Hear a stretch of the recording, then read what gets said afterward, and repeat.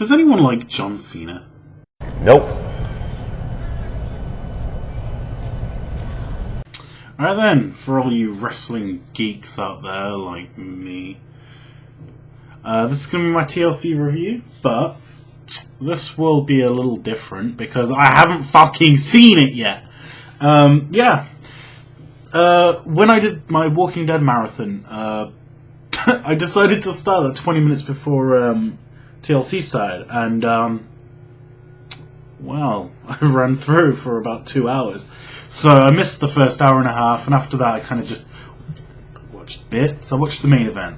So what I'm going to do is watch each match and skip, and then I'm going to record my thoughts immediately after and just keep doing it until I'm done. So I hope you guys enjoy this. I'm going to turn it off, watch the first match, and be back to you in a sec. Bye-bye. Alright, so I just watched the opener for this. On top of the opening promo, which was actually really good with the Shield and Team Hell No, opener was Rhodes Scholars versus... the fuck was it? Rey Mysterio and Cara, who... I don't know... was that thing that they're both masked? I don't get... Sometimes I just don't get it. It's like these... when they do tag teams, it's like... It's really bad, because it's actually really racist. Or, it's like, the black people get put together, R-Truth and Kofi Kingston. The Mexican people get put together. In fact, there's 2 Mexican tag teams! And there's the Puerto Rican ones! Seriously. And, oh my god. In fact, it's not even racism. It's lower. It's worse than racism, because it's dumb. It's not even trying to be racist. It's trying to just it's treating us like we're idiots. But anyway, that's me going off at a tangent. Really good match. This is there's a couple of things I have a bit of issue with, but I am going to let go. My finger's doing things. Let's see. Usually, I really hate number 1 contenders matches on a pay-per-view. And there's a reason I hate this. And that's because firstly, you pay for a pay-per-view. If you pay for something, you should be getting the title matches. You should be getting... You get me, yeah? You got to understand. If you're paying for something, you should be getting the title matches. The number 1 contenders matches should happen on Raw, SmackDown, main event, whatever. You shouldn't be... yeah, you shouldn't be doing that. But Daniel Bryan and Kane, who are the tag champs, are in a match already. And it's a special night because they're having to be in that match, even though they're tag team champions, because CM Punk is injured. So on this particular night, I am going to allow it and not be mad at them. But yeah, as far as the match goes, really fucking good match. The end was amazing. Really well done. This is why I actually really don't like singles, tables matches, ladders matches, chairs matches, because there's so much action that needs to happen. Because I mean, that ending wouldn't have worked if it was just one-on-one. So Sin Cara goes for, I don't know, springboard, whatever, and Cody just pushes him off the ropes. It's great. It's like, Sin Cara's like, yeah, and he's like, he just goes, whee, through a table. It's great. So yeah, Rhodes Scholars are number 1 contenders for the tag titles for probably the 3rd time now. Did they actually just outright lose their title match? I mean, fuck. I think Daniel Bryan, they've had those titles for a while. Have they stopped arguing? Are they still arguing? Do they argue sometimes? Have they got a bromance going? I don't even know where those guys are at the moment. I'm sure they're just fucking writing them really badly. But yeah, really good opener. Crowd is really good at this event, because I watched the main event and they roared for Ziggler. This, you know, but whatever. Man, it took 2 seconds to get Cody's mustache chant going. Cody's mustache is over. It's really over. And I need a shave. But yeah, not much else I can say about it. Rhodes Scholars are great. I love them. I really do. Sandow is such a great talent, but I don't see him going anywhere in singles. I just don't. It's something about him. Even though I know he's good, Vince McMahon is not really... I don't know.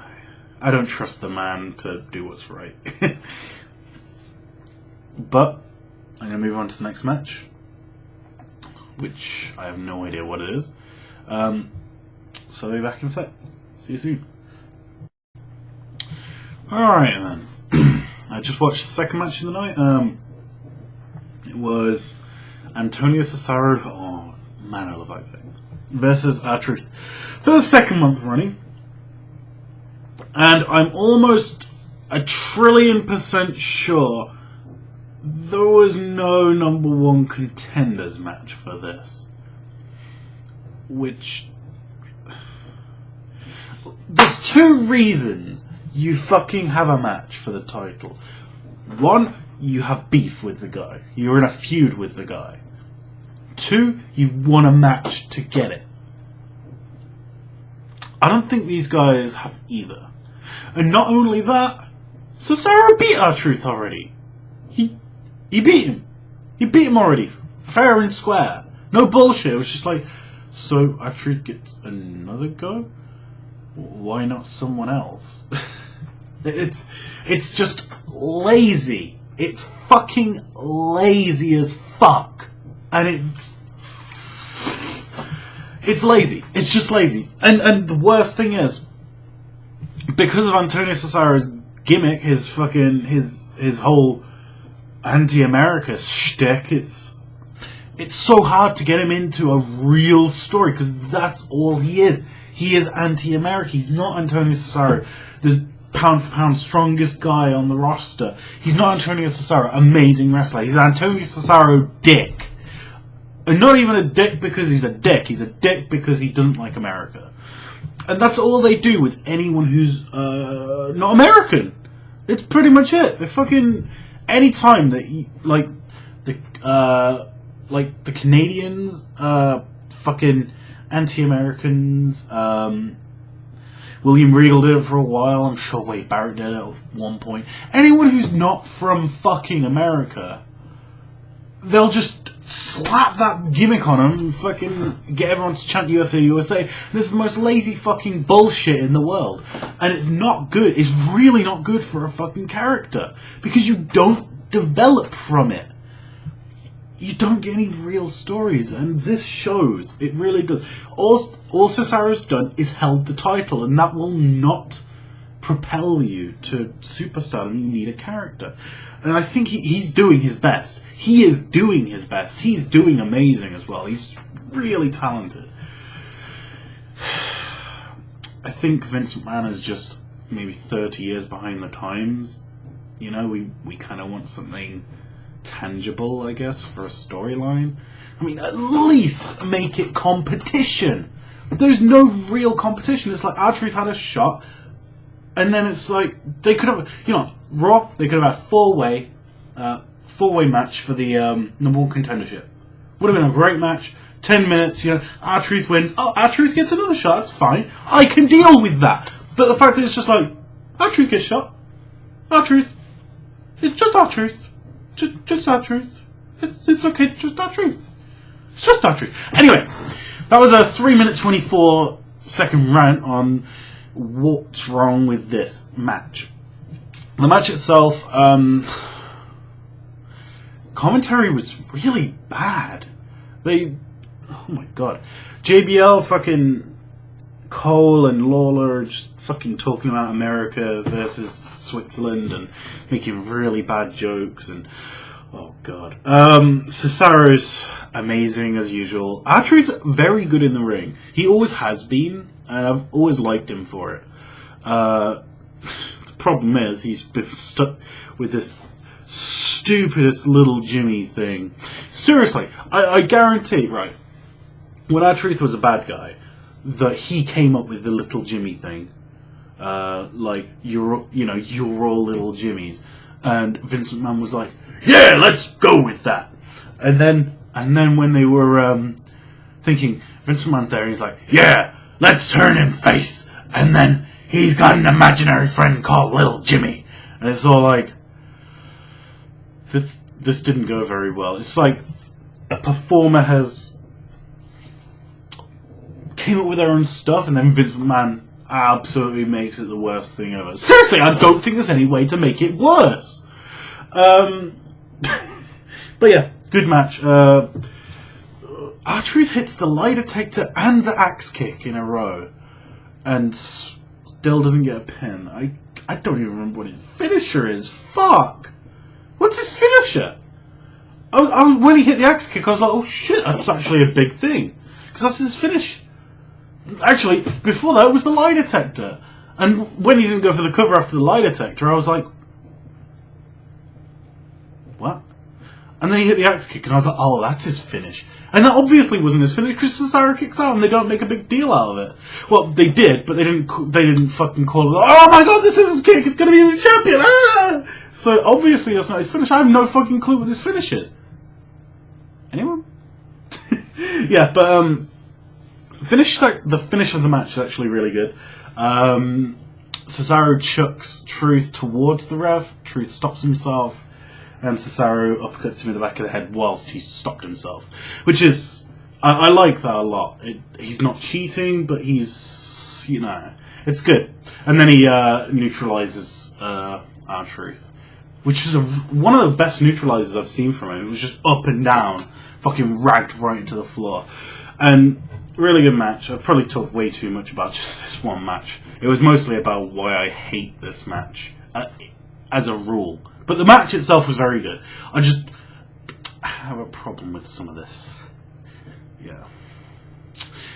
Maybe all of this will be better once Vince McMahon is dead. So, I just watched the segment, which was a good 10 minutes long, of Miz TV with 3MB, who are the greatest thing in wrestling since, I don't know, they're a fucking, oh my god. They're a walking Spinal Tap, man. It's so funny. They are the funny, I mean, seriously, like, a Scotsman, an Indian guy, and a guy from southern US of A in a band that don't play any music because they don't know how to play any songs, but they pretend they're rock stars and pretend that they can play music, but they always skip out on actually singing or playing any instruments. It's the most genius thing ever! Why are they bad guys? These guys, I mean, these are perfect good guys. And you know what the funny thing is? It ended up with fucking the 3-man band going out the ring and going to the Spanish announcers. And it's the funniest thing ever. They're like, Heath Slater says to them, hey, keep your mouth shut. In this country, we speak American. And when he said we speak, I was like, please don't say English. Please don't say English. He said American. I was like, yes! Because he's meant to be dumb. It's so funny. And Alberto Del Rio comes out as a good guy, and The Miz is in the ring. The Miz doesn't help Del Rio while he's getting attacked 3-on-1, by the way. He's just like, he's literally in the ring like, literally for like 2 minutes while he's getting a beat down. And it's only when 3MB get Del Rio into the ring and kind of push Miz out of the way that the Miz is like, well, better get involved now. And they beat each other up and they set up a tag match for later on. But yeah, 3MB are the funniest thing in wrestling. It's completely obvious that these guys made this up on their own. There is no chance in hell Vince McMahon had a part in this. Seriously, they are too good. They're funny as How the fuck did anyone think? No one would have had the genius to say Drew McIntyre and Jinder Mahal with Heath Slater. It's so genius. I can't express it. It's so genius. I love it. Oh my god, it's so good. Oh, it's so good. God, it's so good. It's so good. Anyway, I'm gonna watch the next thing though. See you soon. Alright, next match was... In fact, it was... motherfucking Kofi Kingston versus Wade Barrett for the Intercontinental title. And...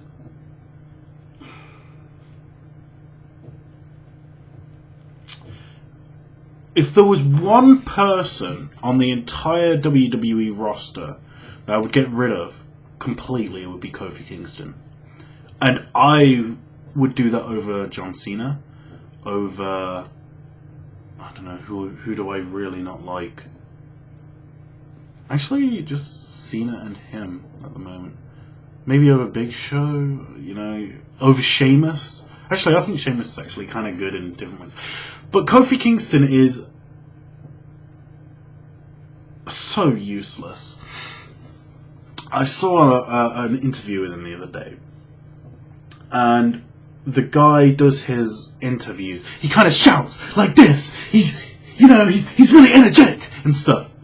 And whenever I see other interviews, the people kind of like are more themselves, and I can definitely tell Kofi Kingston isn't being himself when he does interviews. I think Jake the Snake Roberts said it so well when he says, you're the most powerful man in the room when you can whisper and everyone will listen. Being loud does not mean you have drive and all this shit, and it doesn't come across well. Anyway, Kofi is terrible. Wade Barrett's music, almost as terrible. Kofi Kingston's music, the worst thing in the world. Absolutely fucking... This match... okay, actually. I'd definitely like to see Wade Barrett win once. Kofi Kingston is probably the biggest Superman in WWE. I would actually say to you, go back through Kofi Kingston matches. Who has ever kicked out of Trouble in Paradise? If anyone can tell me that, I will. I don't know. I'll probably go to sleep or something. But seriously, I was thinking to myself the other day, what finishes haven't been kicked out of? Loads of people kick out of the Attitude Adjustment. Big Show kicked out of the Brogue Kick. Yeah, and Sheamus kicked out of the Weapon of Mass Destruction. The Knockout Punch and Trouble in Paradise were the only two finishes that I think were never kicked out of. And now it's just one. It is the Trouble in Paradise kick. Which pretty much shows how much of a Superman Kofi is. And I don't know why they're trying to protect him. Why he's so... I don't know. He's so boring. I mean, when does he ever talk and do anything good? He's just terrible. He is god awful. I would. You know what? If I could, if you said to me, Shane, how's about we do this? We'll get rid of Kofi Kingston, but you've got to sit through a year of John Cena as champion. I'd take it. I really would. I would take that. I would take those main events with John Cena versus The Big Show, John Cena versus The Big Show 2, John Cena versus The Big Show in a no disqualification match, and then Big Show versus John Cena number 4. Seriously, I would go through that. I'd go through a year of that shit to get rid of Kofi Kingston. Wade is so hot. So higher than that. He really is. He should have been world champion already. I'm just saying, messed up hard on that man. I am so mad that they fucked that up. But nonetheless, he should be Intercontinental Champion at least. But, decent match. Wade hits so many moves. No, seriously, Wade just fucking does the whole match, and Kofi's just like, oh, no, I'm gonna kick it. It's just kick. It's just kick. It's just kick. I win. Just kick. It's just kick.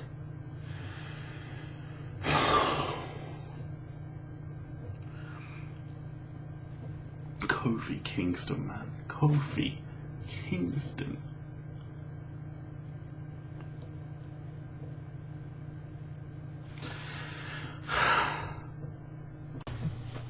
So I just watched the random CM Punk promo, which was about 3 minutes long. I guess it was okay to have CM Punk fucking randomly appear. I mean, I guess it was kind of needed since he's the fucking champion. But yeah, he's injured. I guess the only thing I could say about it is CM Punk's trying his hardest. Bless his little soul. He's trying to get booed so hard, and the Brooklyn crowd is just chanting his name. People just love him. It's so hard to... Well, any adult loves him. You know, it's just... He's the man. Poor Punk, he can't get booed to save his life. Not in front of smart crowds, anyway. Oh, on to the next match. Alright, so I just watched a really long match. The TLC match between Ryback, Daniel Bryan and Kane, and The Shield. And this is where I kind of came into the pay-per-view. I think it was at the end of the match. And I look on the wrestling forums a lot. Just to read, to be honest. I just enjoy reading people's opinion, even though they're usually wrong. And so many people were saying, this is match of the year, this is amazing, this is match of the year. And I was like, really? We did have that match at WrestleMania between Triple H and The Undertaker that was pretty good. So I've just watched it, and man, it was good. It was really fucking good. It's probably, I would say, third in match of the year for this year. Maybe. I don't know, I'll have to go through them all, but I think it's third. The bump that fucking, what's his name? Is it Rollins? Yeah, it's Rollins, took going from that 15-foot ladder through the tables and his head snapped back off it. He looked dead. He looked like he was dead afterwards. He was out. He was out cold. You know, lights on but nobody's home kind of thing. That was amazing. Something I liked about this a lot was it was 3-on-3. It was 3-on-3. It was fair, and they won convincingly. I mean, I hate commentary. I hate the commentary from Jerry Lawler and Cole. If JBL wasn't there, yeah, because JBL was like, it's a fair fight, you know? They might be ganging up 3-on-1, but they made it so they could be 3-on-1. And they just isolated a lot. It's a well told story. You know, these three guys work so well as a team. It's just a great story and great action. The Spanish announce table went, which is always, you gotta get rid of the Spanish announce table if it's a good event. Ryback, he's really damn strong. The crowd doesn't like him in this. I heard the boos and the Goldberg chants, but I think that's because it's SmackDown. So, yeah, really, really, really good match though. As much as I don't think it's match of the year, I think it's quite dumb to even say it's close to being match of the year, because Undertaker versus Triple H was probably match of the past 5 years. It'd be hard to find one better. And second place would be Sheamus and Big Show, which is like, if someone would have said to me, hey, you think Sheamus and the Big Show is going to be match of the year? That was a really good match. From back in Survivor Series. Was it Survivor Series? No, the one before that. I can't remember which one that was. But yeah, really, really, really, really good match. Daniel Bryan lost. It was just a really good match. Kane got buried under a bunch of shit. It was great.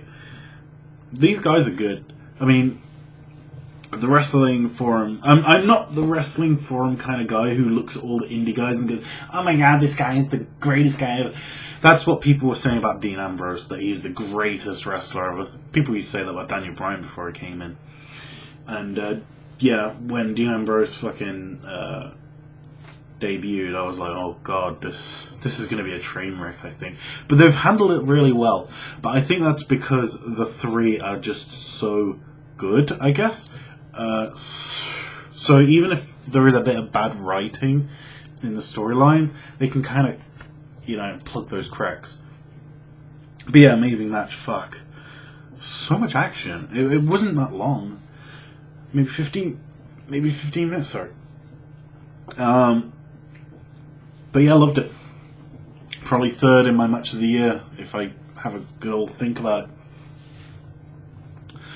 Alright, so I'm going to go watch some more. See you soon. Alright, so the women's title match. Eve versus one of the Funkasaurus' women. Eve wins. Alright, so the rest I've seen, so I'm going to say, this is my last one. And I'll have 2 matches, I think. No, 3 matches, sorry. Alright, next, The Big Show versus Sheamus in a chairs match. And I have always thought that a chairs match is the stupidest thing I ever saw. Oh my fucking shit. I remember 2 or 3 years ago when they first debuted the chairs match. Oh, so scary. Usually they'll have it's a tables match. They'll have loads of tables stacked up and shit, and they'll have the camera go around and it's like, oh, it's so scary, look at all these tables, there's so much destruction. I remember the first time they had a chairs match, they had 2 chairs, and they were next to each other, and they were just like, dun, dun, dun. It was all like, oh, chairs, anything but that. And yeah, I think the chairs match is dumb. I mean, it's less than a no disqualification match. No DQ match, you can do anything. Chairs match is just chairs. Oh my god, it's so dumb. This was okay. Sheamus kicked out of the punch again, which, if you keep doing it, man, it's not going to be special. Yeah. Can't say much about this. They beat the shit out of each other for a while, and the finish was fucking awesome. Really fucking awesome. I was like, oh my god. Seriously, Big Show goes into the ring and gets a giant chair. I mean, it's fucking a giant... It's a 6-foot fucking high chair. And like, the normal shots that Sheamus was taking, when he hits him with the big chair, he just crumples. I'm dying. It's awesome. I loved that. I was like, when Sheamus down for the 3, I was like, yes, go Big Show. Because Sheamus doesn't lose. Sheamus just doesn't lose. He was Superman. He was white Superman. And he's lost 2 out of 3 against the Big Show, and one of those was disqualification, and Big Show did pin him 1, 2, 3 in that match as well. In the first match, he pinned him 1, 2, 3 after the punch.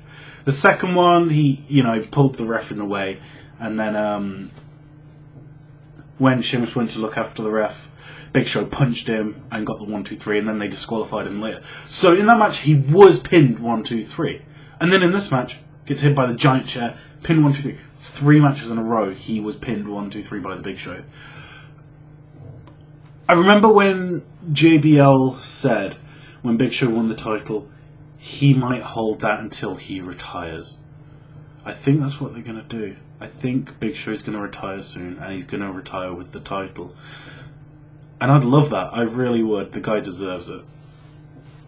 If he doesn't, that's cool, but I think he might just do it. Maybe at WrestleMania or something. Maybe a turn face, I don't know. I'm not sure. what was the other match? 3MB, fucking love those guys, versus Miz and Del Rio and mystery partner of the Brooklyn Brawler, who, if you guys don't know, if you're watching this, you must enjoy wrestling. The Brooklyn Brawler is the biggest jobber who's ever lived. He is... I mean, his like thing was that he hadn't won a match for 30 years, or not quite that long, but yeah, he I think his only other win was against Triple H, when someone like, you know, it was like, it's the Brooklyn Brawler, the biggest jobber ever, and it's like, I think someone helped Brawler to win. Well, of course they did,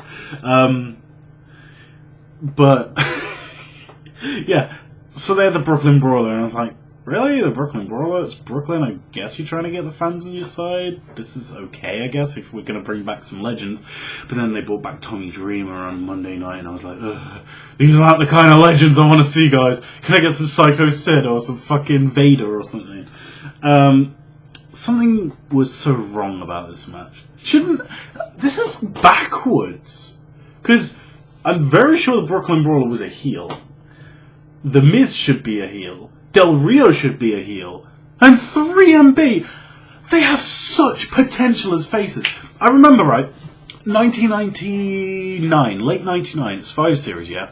I think it was when, I think this is when Too Cool debuted. And they debuted as heels. Really, really annoying heels who, you know, danced and they pretended to be cool. They weren't cool at all, they were too cool, you know? They weren't cool. They pretended to be. And they turned out to be one of the fucking biggest face teams of the year 2000. They were over as fuck. I loved them. Everyone loved them. They was just like, we want to see you dance. I think they've got the wrong mentality with 3MB. I think they're backwards. I think they should be sympathetic, cool, funky faces. They should be good guys. I have no idea why they're the bad guys right now. It's kind of backwards. It really is backwards. But yeah, nonetheless, I love them. In this match, Del Rio looked so wrong. When he came out, he wasn't doing his whole, yeah, I'm Del Rio. He was trying to just fly under the radar, trying not to annoy anyone, I guess. Like, during the match, he was just like, trying not to give off that fucking, you know, Del Rio thing where he's better than everyone else, I guess. He's just trying not to get booed, I guess. And they win, you know, Brooklyn Brawler gets the pin.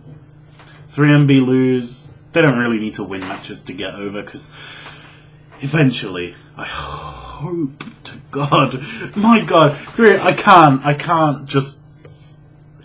can't get over how good that concept is, and how I hope they turn face. That'd be so fun.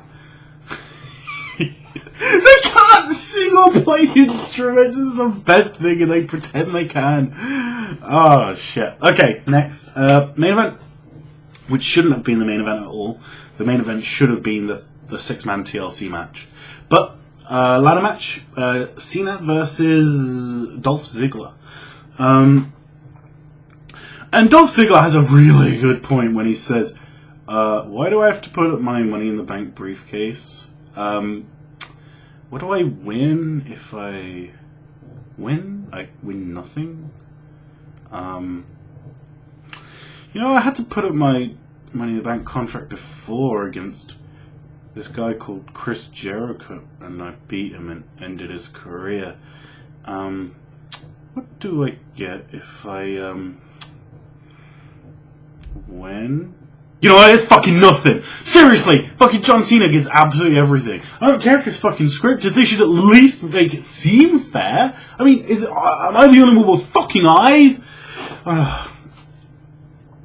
But yeah, really, really good match. Dolph Ziggler is a very good wrestler, but he's definitely not ready to be world champion. Definitely not. I think they're going a very, very long way with not pairing with Vicky anymore, because that holds him back. It really does.